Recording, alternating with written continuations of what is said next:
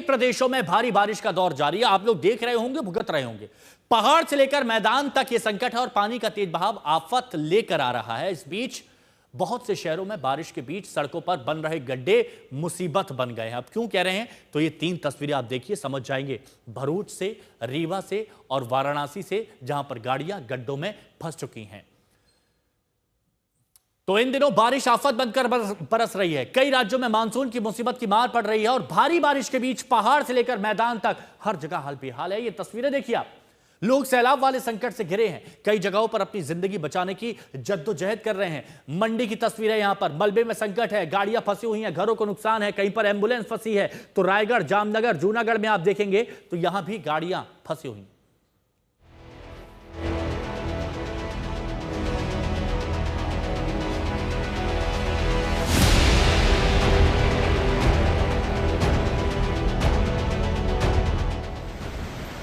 Monsoon अपने पूरे आवेग में है।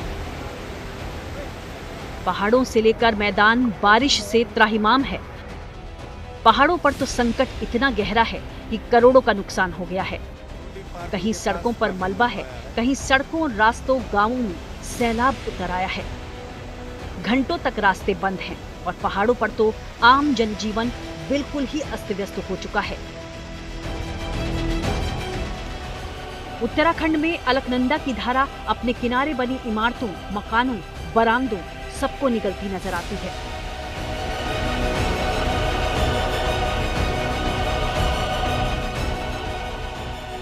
नदी की जलधारा से करीब 20 मीटर दूर भगवान शिव की विशाल प्रतिमा, जो रुद्रप्रयाग में अलकनंदा के अंदर की पहचान है, वो इस सैलाब के साए में है।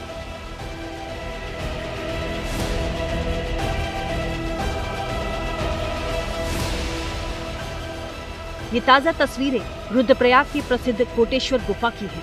यहाँ शिव गुफा के अंदर तक अलकनंदा की धारा का आक्रमण हो चुका है।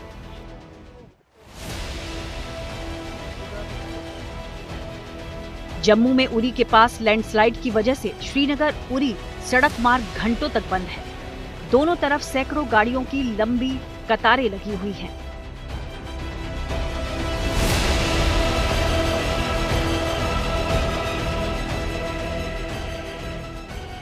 ये मलबा इतना ज्यादा है कि इसे देखकर सोच भी नहीं सकते कि इसके नीचे पूरी लंबी चौड़ी हाईवे की सड़क गुजरती है, जो अब मलबा गिरने के कारण 20 से 30 फीट के पहाड़ के नीचे दब गई।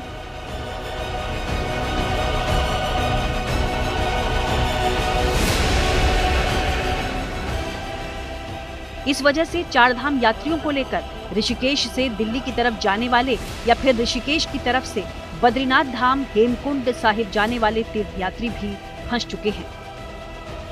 ऋषिकेश में अनाउंसमेंट हो रहा है कि त्रिवेणी घाट की ओर श्रद्धालु न जाएं।